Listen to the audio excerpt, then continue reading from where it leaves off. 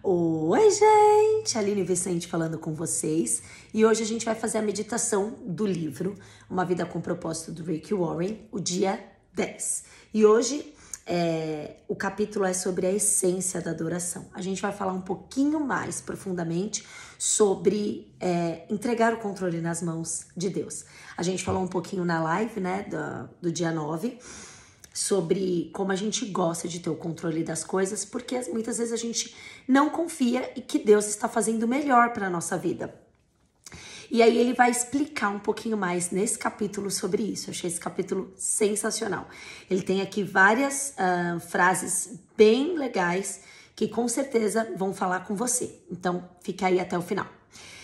Ele começa aqui com o versículo que está em Romanos 6, no versículo 13, que diz assim: entreguem-se completamente a Deus, a fim de fazerem o que é direito.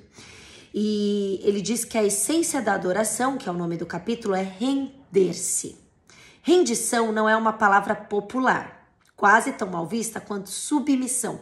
Porque a rendição, muitas vezes, ela quando a gente fala, se renda, né? Quando você perde, né? Quando você aceita uma derrota, então você tá ali numa batalha e você se rende, ou seja, você fala assim, ok, pode ficar com você isso, então é como se você cedesse, né, como se você se colocasse embaixo e uma pessoa em cima. Só que quando a gente fala de redenção com Cristo, é diferente. Quando a gente fala de redenção a Deus, é diferente, porque a gente está rendendo a nossa vida, não é nas mãos de qualquer pessoa, não é para perder uma batalha para qualquer pessoa. Não, nós estamos rendendo a nossa vida a Deus, aquele que nos criou e que sabe o que é melhor para nós. E aí ele fala aqui, ó, na atual cultura competitiva, somos ensinados a nunca desistir e jamais ceder.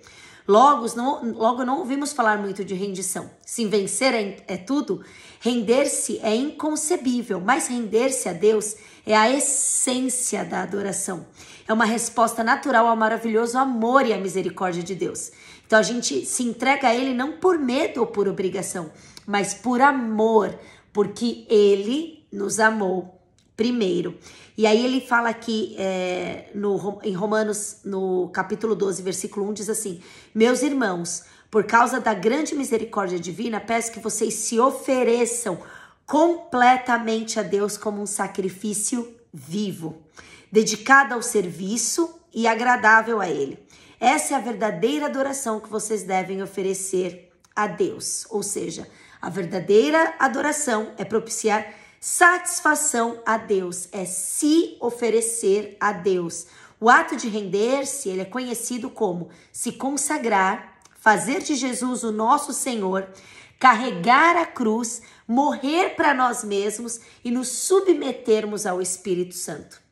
Então, quando a gente começa a ler a Bíblia, e a gente, principalmente ali quando a gente pega ali o Sermão do Monte, por exemplo, para ler, e a gente percebe o quanto Jesus, ele sobe o nível, né? Então, até então nós tínhamos a lei, e aí os fariseus e os saduceus começam a questionar Jesus sobre algumas coisas, e quando Jesus faz o Sermão do Monte, ele eleva tudo isso. Então ele fala assim, antes você tinha que amar o seu irmão, hoje não, você tem que amar o seu inimigo, porque é fácil amar o seu irmão, né? Então, eu pecava quando eu matava, não, agora eu peco se eu penso mal contra o meu irmão. Então, olha a elevação de nível. Então, antes eu cometia adultério se eu tivesse um caso com uma outra pessoa. Hoje, se eu cobiçar na minha mente, eu já cometi adultério. Então, Jesus, ele eleva o nível. Então, se a gente não se submete a ele, se a gente não entende que a gente tem que morrer para nós mesmos, a gente não consegue cumprir essas coisas que estão no Evangelho. E isso é abrir mão de muitas das nossas vontades. Se a gente for pensar, se todos nós parássemos de olhar para nós mesmos e vivêssemos em humildade, ou seja, pensar mais no outro do que em nós, nosso mundo estaria infinitamente melhor. E eu concordo com alguns pastores quando eles dizem que aumentou o número de evangelhos, mas se não aumenta o número, né? Ou, na verdade, se não diminui o número de criminalidade, ou se não aumenta o número de bondade, assim, né, de boas ações, então nós estamos falhando em algum momento, não está acontecendo transformação. E eu concordo plenamente, quando a gente conhece a Deus e a gente se rende a Ele, não tem como a gente não ser transformado, porque a rendição, ela não é você se tornar escravo do que você tem que viver para Deus, mas é ser livre em ser parecido com Cristo. É o contrário. É tão libertador você poder ser assim, porque você está debaixo daquele que te criou e ele imprime a identidade em você. Então, é como se você sentisse alegria e satisfação de ser quem Cristo te chamou para ser. E a gente só descobre isso quando a gente começa a viver dessa maneira. E aí ele fala aqui, olha só, aproveitar que a gente está falando disso. 3 barreiras que impedem a nossa total rendição a Deus: o medo, o orgulho e a confusão. A gente não percebe o quanto Deus nos ama. E aí a gente quer controlar a nossa vida. E a gente não consegue se render. Então aí ele coloca aqui alguns pontos para a gente pensar a respeito da nossa rendição ao Senhor. Então, eu posso confiar em Deus? A gente já falou isso, né, no dia 9. A confiança é um ingrediente essencial para a rendição. Porque eu não entrego a minha vida, eu não dou a minha vida para alguém que eu não confie. Se eu estou entregando a minha vida a Deus, significa que eu confio no que Deus tem para fazer. Significa que eu não vou pôr as minhas mãos no que Ele tem para trabalhar. Significa que eu não vou ficar incomodada se Ele ainda não fez da maneira que eu gostaria que fosse. Porque Ele sabe o que é melhor para mim. E daí ele diz assim, que o medo impede que a gente se renda. Mas o amor lança fora todo medo. Ou seja, quanto mais a gente se dá conta que Deus nos ama, menos medo a gente tem de confiar nele, menos medo a gente tem de se render a Deus, e mais a gente vai confiando e mais a gente vai se entregando, quanto mais a gente se sente amado. E é muito claro quanto Deus nos ama, né? O maior símbolo do amor de Deus foi quando ele entregou Jesus por nós, né? Ainda pecadores, a gente também falou isso no vídeo do dia 9, a gente falou um pouquinho mais profundamente sobre isso. Quando a gente se rende completamente a Jesus, a gente descobre que Jesus não é tirano, ele é um salvador. Imagina alguém que te resgata dos teus pecados, que te tira daquela lama, que te lava, né? Então, você tá ali preso em pecado. Então, quando a gente fala, por exemplo, do Sermão do Monte, que eu comentei agora, a gente fala assim, Aline, nossa, mas é tão difícil a gente não pensar mal contra o irmão, mas Jesus é esse que vai tirar isso de nós. Quanto mais a gente lê a palavra, quanto mais a gente ora, quanto mais a gente se entrega a Deus, menos a gente se torna a pessoa que a gente era. A gente vai se esvaziando de nós. E a gente vai se enchendo de Cristo. E a gente vai se transformando numa nova pessoa. É aos poucos. Então, Cristo, imediatamente, assim que a gente crê em Cristo e a gente é batizado, a gente é lavado dos nossos pecados. Os nossos pecados são perdoados. Mas nós precisamos nos transformar. Então, nós precisamos voltar para o original. Então, a gente teve o pecado original. Então, Adão pecou. Nós somos pecadores. Jesus pagou os meus pecados. Hoje, eu tenho os meus pecados perdoados, mas eu não posso ter uma vida de pecado. Eu preciso ter uma vida de santidade. E isso exige de mim rendição. Isso exige de mim confiar em Deus. Isso exige de mim estar totalmente entregue para que Deus possa transformar a minha vida. E aí, ele continua aqui, ó. Quando a gente admite as nossas limitações. Então, a segunda barreira para a gente se render é o orgulho. Então, a gente não quer admitir que a gente é criatura e a gente quer ter o controle das coisas. Então, eu acho que às vezes a gente até acaba discutindo com Deus, né? Mas Deus, não é justo que aquela pessoa tenha a vida assim, não é justo. Ele até comenta aqui no livro, que muitas pessoas comentam assim, não é justo que aquela pessoa tenha essa paciência, eu sou uma pessoa tão impaciente. Não é justo que aquela pessoa fale daquele jeito, eu falo desse jeito.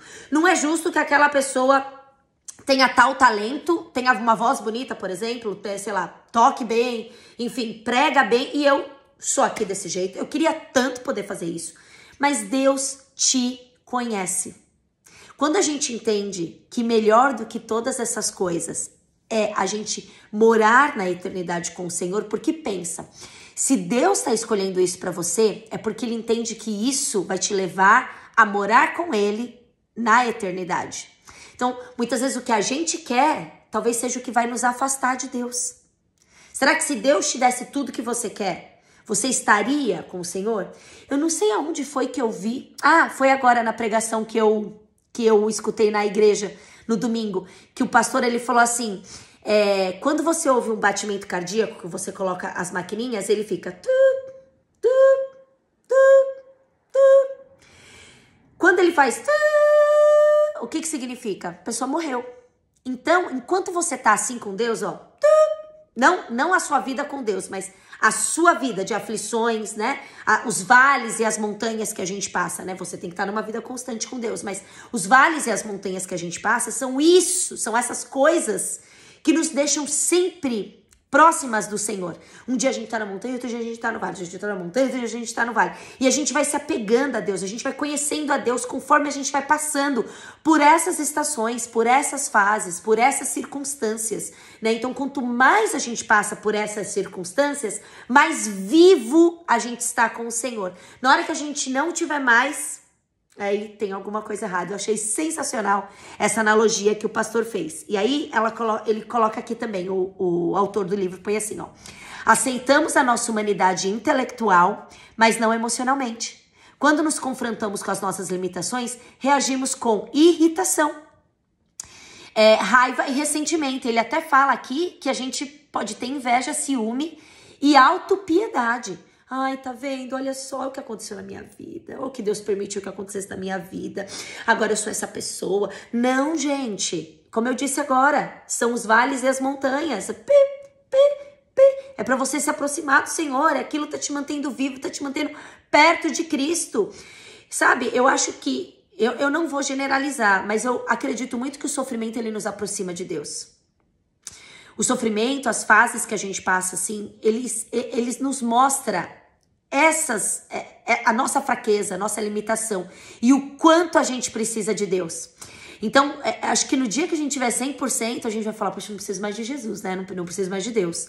As nossas limitações, elas nos mostram, assim, é claro, o quanto a gente precisa do Senhor para muitas coisas e o quanto a gente precisa se render todos os dias. E aí ele fala que o que então significa rendição? Render-se a Deus não é você ser passivo, você dar desculpas. O ato de rendição manifesta-se claramente na obediência e na confiança. Então, às vezes a gente acaba sofrendo por conta de falar a verdade, por exemplo. A gente perde emprego para não...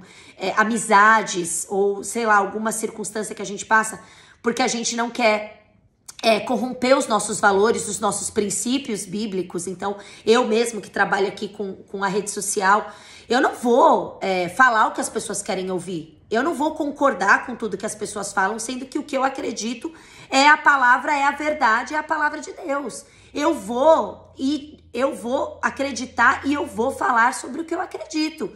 Doa a quem doer, assim como as pessoas falam e eu... Ok, respeito o que a pessoa fala. Eu não vou bater boca, eu não vou fazer nada disso. Mas talvez eu sofra consequências por causa disso. Mas eu não vou deixar de seguir os meus valores. Eu não vou deixar de obedecer. Eu não vou deixar de confiar. Eu não vou deixar de seguir o que a palavra me diz. E aí ele continua aqui, né? Você não precisa estar sempre no controle. Então ele volta aqui falando o quanto a gente gosta de estar no controle, né? Quanto a gente quer... E um exemplo muito bom é o do avião. Quando a gente tá no avião, a gente tem zero controle. Quando a gente tá no carro, a gente controla, né? A gente tá ali dirigindo. E é muito engraçado, porque seria mais ou menos isso. Como se, ao invés de você, né, estiver ali dirigindo, você dá o controle, dá ali o volante para Deus. Ou como se você estivesse no avião e o piloto fosse o Senhor. Não é você. O que você faz, gente, no avião? Né? É uma sensação tão estranha, né? Porque você não tem o que fazer. Você tem que esperar chegar no destino. Se acontece alguma coisa ali no meio do caminho, o que é que você faz? Não tem nada para fazer, não é? A não ser confiar no piloto. É isso que você faz. Você não tem outra opção. Eu vou orando, voo todo, porque eu detesto voar. Mas, gente, é assim que tem que ser a nossa vida, né? Porque o que eu posso fazer? Deus vai me instruir. Mas, normalmente, Deus sabe o que é melhor para mim e Ele vai me capacitar para passar por todas as fases que Ele deixou, que Ele acha que é melhor para eu passar, para afiar o meu caráter, para me amadurecer, para aumentar a minha fé, assim como está em Tiago 1. E aí ele coloca, o coração entregue a Deus se destaca nos relacionamentos. Depois que se entrega a Deus, você não pressiona mais os outros, não exige seus direitos, nem se porta de maneira egoísta. Gente, isso é muito forte. Porque no momento em que a gente entende que Deus tem pra nós, a gente não vai mais ficar cobrando de Deus e nem olhando do outro, cobiçando do outro, querendo do outro. Ou achando que, o fulano é melhor que eu, o Beltrano... Gente, cada um tá numa fase. Eu comentei aqui em um dos vídeos, eu não me recordo se foi o vídeo passado, mas não existe alguém que está na frente de Deus, sabe exatamente o que dá pra você, o que dá pro outro. Então, cada um tá passando por uma fase. Às vezes a pessoa não vai falar. Às vezes você nunca vai saber o que tá passando dentro de cada casa. Eu costumo dizer muito isso. Dentro de cada casa, entre 4 paredes, ninguém sabe o que realmente acontece. Ninguém sabe quais são as dores, ninguém sabe quais são os vales, ninguém sabe quais são as montanhas. Por mais que a gente tenha amigos muito, muito íntimos, ainda assim existem problemas que são particulares, é da pessoa, da família e Deus. Isso não nos diz respeito. E não é por isso que eu vou ficar achando que a pessoa não tem problema, que a pessoa não passa por nada. Não, ao invés de eu olhar para o outro, eu falo muito isso para as meninas, olhe para você. Enquanto nós tivermos coisas para ser trabalhadas em nós, não adianta eu ficar querendo olhar o do outro. Se o outro já tá melhor que eu, se eu já tá avançado, se eu tô atrasado. Eu tenho que olhar pra mim. Senhor, quem eu era ontem? Quem eu sou hoje? Pra onde o Senhor me levou? O quanto o Senhor me transformou? Muitas vezes Deus já te tirou de lugares, né? Deus já te transformou tanto. Você já avançou tanto com o Senhor, mas você tá olhando pra fulana que parece que tá mais à frente do que você. Olha pra você. Hoje eu gostaria que você meditasse nisso. Feche os seus olhos e fala, Senhor, da onde o Senhor me tirou? O quanto eu fui transformada, eu posso ver isso em mim claramente, assim, quem eu era e quem eu sou são 2 pessoas completamente diferentes, é água e vinho. Não tem nada a ver uma coisa com a outra. Isso significa que eu não tenho ainda coisas a serem transformadas? Um monte. Porque eu falo a palavra, um monte. Gente, eu não sou digna, eu poderia dizer que eu não sou digna de pregar a palavra, mas não sou eu, é o Senhor. Por isso que desde o início eu falo pra vocês, não é o meu testemunho, não é a Aline, mas Cristo e a palavra de Deus. É aí que existe, que se dá a transformação.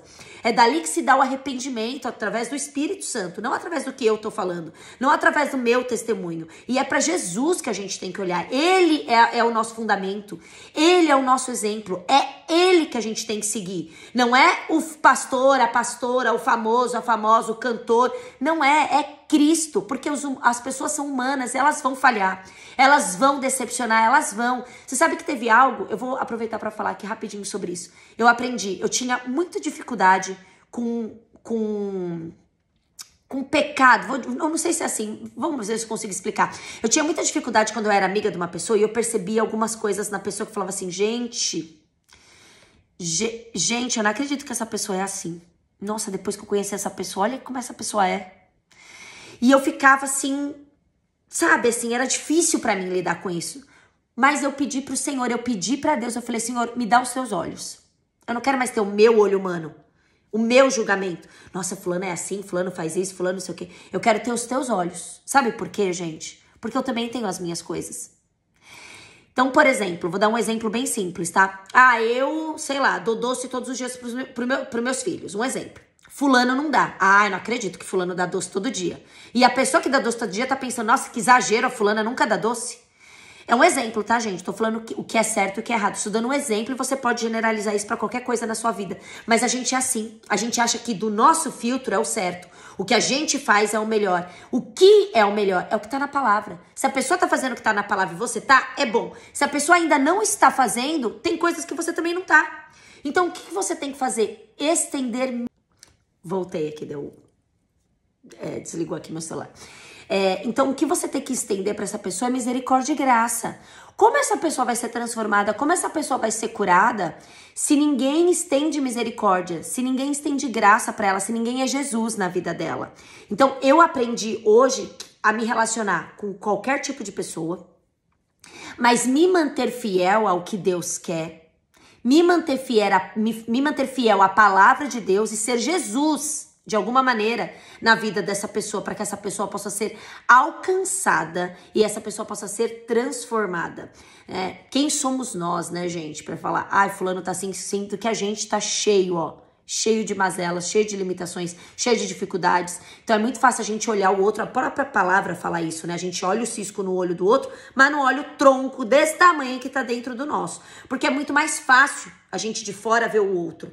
E é por isso que a palavra fala também que ferro afia ferro. Porque quando a gente tem amigos, nossos amigos são esses que vão nos afiar. Porque eles estão de fora vendo o cisco no nosso olho. E a gente não tá vendo, né? Então, aí ele vem e fala assim, olha, você viu isso daí? Eu tô com um troncão, né? Mas eu vou lá e falar, ô amigo, você viu isso daí? O amigo vai ser afiado. E o amigo vai falar pra mim e vai me afiar. Porque às vezes é difícil a gente se enxergar. Principalmente quando a gente tá dentro de alguma situação. Eu falo muito isso com as meninas. Porque elas conseguem, mamãe, a Laura tá fazendo isso, a Sara tá fazendo isso. Eu falei, é muito fácil ver elas, né? Ver o outro, mas e você? Vamos analisar você? Eu sempre falo isso pras meninas, esse versículo é sempre repetido aqui em casa, né? Ó, você tá vendo o cisco no olho do outro, o tronco no teu. Enfim, gente. E aí ele continua aqui, que para muitos a parte mais difícil de se entregar é o dinheiro, e a gente já falou sobre isso, né? O quanto o dinheiro realmente ele é um senhor. E é assim que a Bíblia coloca, né? O único outro senhor que a Bíblia coloca é o dinheiro. E como a gente se sente seguro quando a gente tem dinheiro, ou a gente se sente com mais status quando a gente tem dinheiro, sendo que o dinheiro não nos salva, o dinheiro não nos resgata. Na verdade, muitas vezes a gente confia mais quando a gente tem dinheiro do que quando a gente tem o Senhor. Às vezes a gente tá numa fase, né, com as nossas finanças um pouco mais complicadas, a gente não tem dinheiro sobrando, e a gente não fica tão em paz quando a gente tem dinheiro, mas a gente tem Jesus. Se a gente tem Jesus, a gente não precisaria ficar preocupado. A gente pode se render e se entregar a Ele. E existe bênção quando a gente se rende. Então, as pessoas entregues a Deus, elas são aquelas que são usadas por Deus.